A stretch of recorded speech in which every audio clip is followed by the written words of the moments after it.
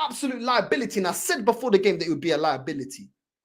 That, or you could say it was a fabulous goal, or a little bit of both, because the cross-field ball was tremendous. Incredible. You can't fault that, and you're caught slightly out of position.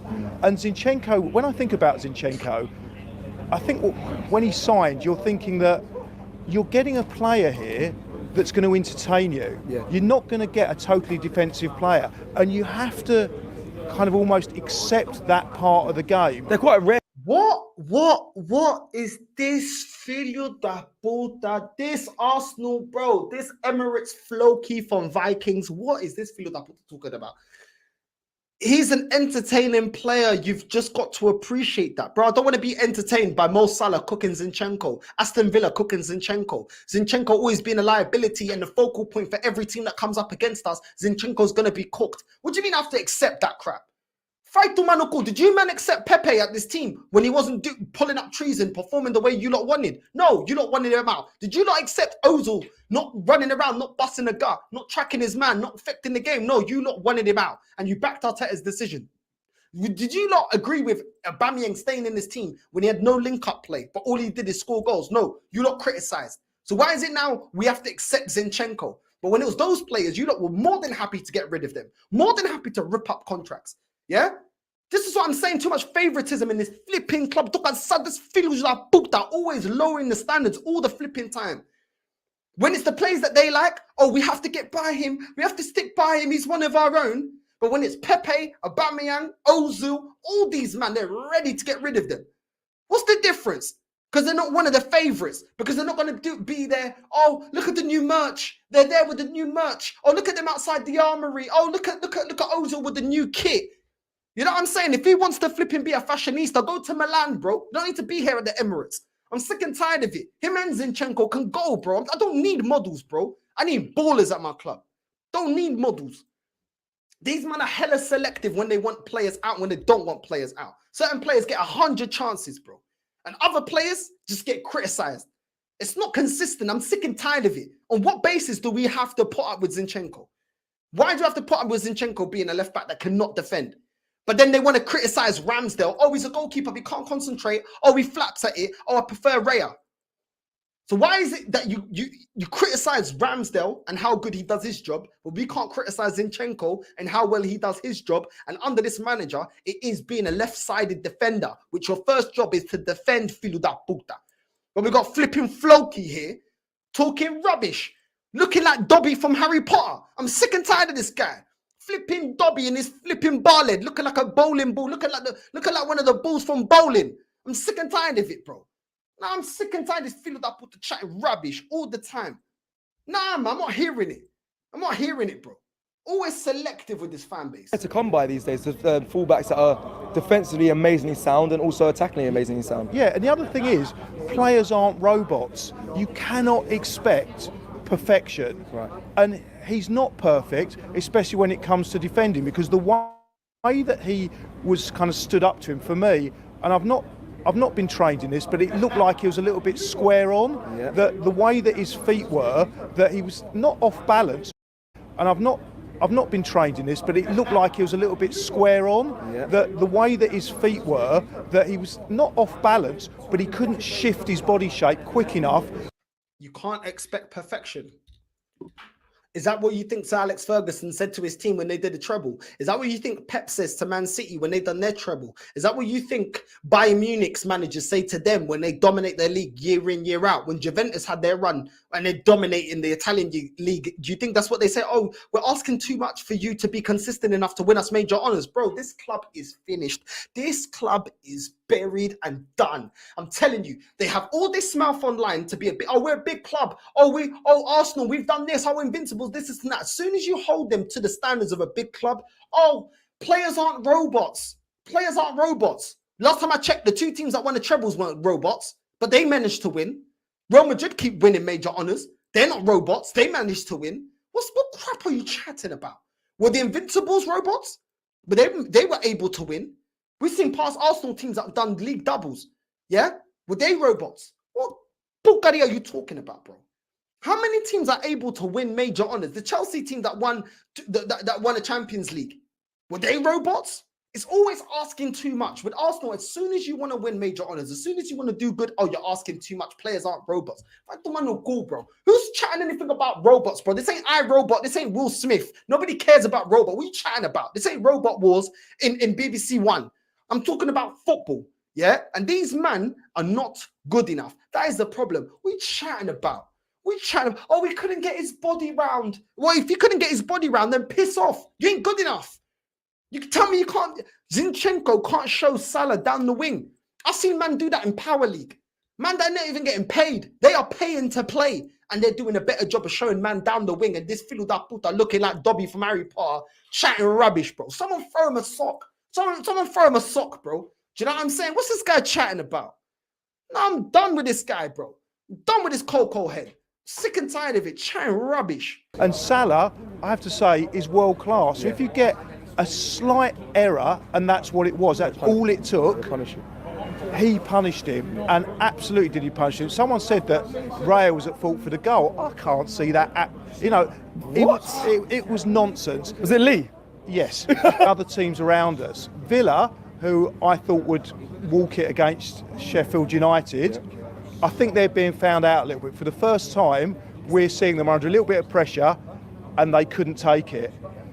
City just don't look like the team that they were last season. And although you've always got in the back of your mind that they could go on and win 15 straight wins. Kevin De Bruyne returning and all that. Yeah, all that. I just cannot see it like last season.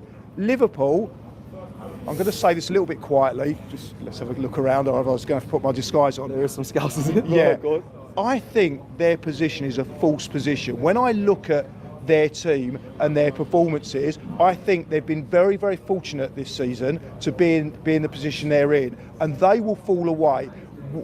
Cool. So nobody's in it. Aston Villa, they'll fall away. They can't handle the pressure. Man City, apparently, according to this flipping bald Arsenal flipping Emirates Dobby looking filo da puta, apparently they'll fall off. You know what I'm saying? Everyone's gonna fall off. Liverpool don't deserve the position that they're in. Cool. So nobody else's form is sustainable except for Arsenal's. Cool. Let's look at the stats. Yeah, because it's Northside, aka man's got the receipts for these filhos da puta. Yeah, Saka and Nketiah both got 5 goals each so far. Yeah, Solanke and Bowen individually have more goals than Nketiah and Saka combined. Yet man think that we can sustain this. My days. Bowen and Solanke. And then Buemo's got more goals than Nketiah and Saka as well, filo da puta. Yeah? Martinelli's got 2 goals in 16 appearances, and man is running his mouth. Man is chatting. What are you chatting about, bro? What are you chatting about? Do you know what I'm saying? Bro, man looks like the bald guy with the mini-me from Austin Powers, and man is chatting rubbish, bro. How is that sustainable? The top assister in the league, yeah? In the top assisters in the league, Odegaard is 27th place with 3 assists. And this is our captain. Oh, amazing. Amazing. Odegaard is absolutely incredible. Absolutely incredible. The next one for Arsenal is Fabio Vieira, who is 57th in the league, in the Premier League of his top assisters. And he's got 2 assists. And man think this is sustainable. Vai tomar no cu, teu cansado dessa porcaria. How have we got 2 players, yeah? With one with 3 assists, the other one with 2 assists. This is our midfield. But everything's fixed at Arsenal. Everything's amazing. We're going to win the league. Yeah? Everybody else, little man. Little man, they ain't going to sustain their run. We are looking worse. Statistically, we are looking worse in the way we play football. We are looking worse than last season. But all of a sudden, everything's in... Dá uma maravilha here at Arsenal, apparently. It's a joke. You know what I'm saying? It's an absolute joke. Zinchenko, the left back that is vital to the way we play football, has only got 1 assist in 17 appearances. It's an absolute joke. And man think that this is sustainable. Man think this is sustainable. We're going into January. This manager's saying that we're not going to get a striker, we're just going to get a midfielder. Bro, it's the same crap. We've got the same dead bench. We don't have a striker. We don't have rotation strong enough for our centre-backs. We don't have enough rotation in the midfield. We've got Kai Havertz doing nothing. A flipping German lamppost. Bro, he's just standing there. Man is just standing there doing nothing. But all of a sudden, nah, everything's fixed at Arsenal. I'm so sick of it, man. I'm so sick of these man chatting rubbish, overgassing people when they don't really believe it. Eu tô cansado. Eu tô cansado dessa porcaria, essa merda. From these filhos da puta that just want to gas the fan base and chat rubbish. I'm so sick of it. What's got them to where they are is this place, and it's the magic of Anfield, because when you look at that team, they're not that great. It's just this place, and that's it. They are going to fall away. Man City aren't the team that they have been, and Villa, for me, are inconsequential. There's only one team, in my view, at the moment that can win the league, and we support them. This reminds.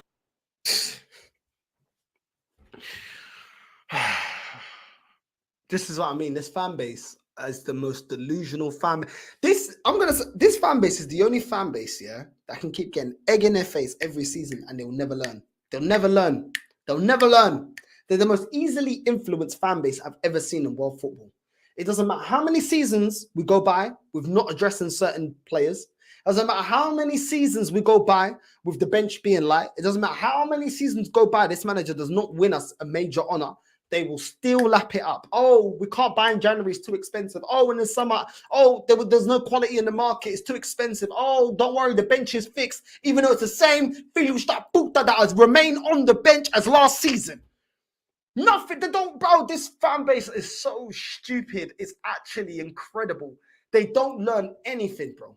They do not learn anything. We get opened up by Liverpool. Only Declan Rice is back, and they twist it into, oh, we got the best CDM in the world. Instead of, actually, how did we be so naive to allow ourselves to be opened up on the break like that against Liverpool? Bro, it is incredible. Absolutely incredible. Arsenal Football Club is the only football club that we have a striker in Jesus that doesn't have to score goals. Yeah, because we changed the rules here at Arsenal. We changed the rules of football. We have a striker, the filhos da puta has come out and said, I am not a goal scorer. We said, oh, it doesn't matter. You'll just lead the line. Don't worry that you don't score goals. It's okay. No problema. Doesn't matter. You don't have to score goals here at Arsenal. We've got a captain that goes missing in all the big games. But because he runs around, oh, he's amazing. You don't have to be a captain in every game. Just in some games. Players aren't robots. Stupido da merda. You know what I'm saying? We got a flipping left back that can't defend, that said he doesn't like playing in that position. But no, we're Arsenal. So we rewrite the rules. You have to play in that position. Yeah, it doesn't matter how many times you are also part of the reason why we bottle league titles and not winning in Europe. It doesn't matter. We've got a left back that his best attributes are not defensive. And then when Trent gets cooked for the same reasoning, oh, let's laugh at Trent because defensively he's a liability. But when it's Zinchenko, oh, we love it. We absolutely love it. Yeah, we got a goalkeeper that can't concentrate. It's come out and said he can't concentrate for 90 minutes. That flipping blonde Ed Sheeran, filho da puta. You know what I'm saying? And we say, no, but it doesn't matter.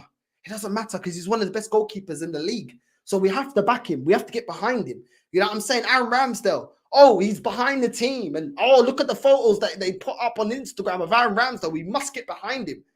This is what I'm saying. We've got at Arsenal, we rewrite the rules. Yeah? When it's Tottenham under Redknapp, under Poch, under Mourinho, oh, they didn't win anything. They're losers. They don't win anything. We're 20 years without winning a major honor. Come on, it's phase 4. Don't you get it? Yeah, it's phase 4. We're still building. We're still building. They're still building. These filhos da puta still building. These filhos da puta still building. 20 years deep.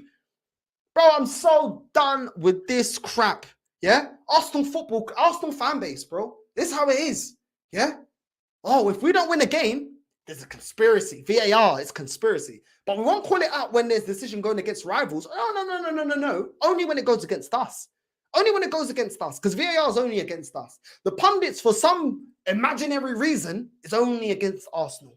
They're only against Arsenal, the pundits. Yeah? That's it. Klopp, he had to flood the pitch to beat Arsenal because he's that scared. He's that scared. We are the finished article after not winning no major honor in 20 years. But Man City, oh, look at Man City. They're rubbish. What, they won a treble? Who cares? They didn't win it. They didn't go invincible 20 years ago. Little man thing. Yeah? They're done at it. They're rubbish. They're rubbish. What, they got Haaland? So what we got in Nketiah? He can do a job. He runs around. This is the fan base. This is the fan base, bro. This is the delusion of this fan base. You know what I'm saying? Same fan base that blame the bench. The bench is literally the same as last season, but all of a sudden it's fixed. The bench is. Vai tomar no cu, são maricas, filhos da merda, carechimbas, viados da merda. Maricas da. Bro, I'm sick and tired of these guys chatting rubbish, bro. Sick and tired of these men chatting rubbish. Every season, bro. Every season.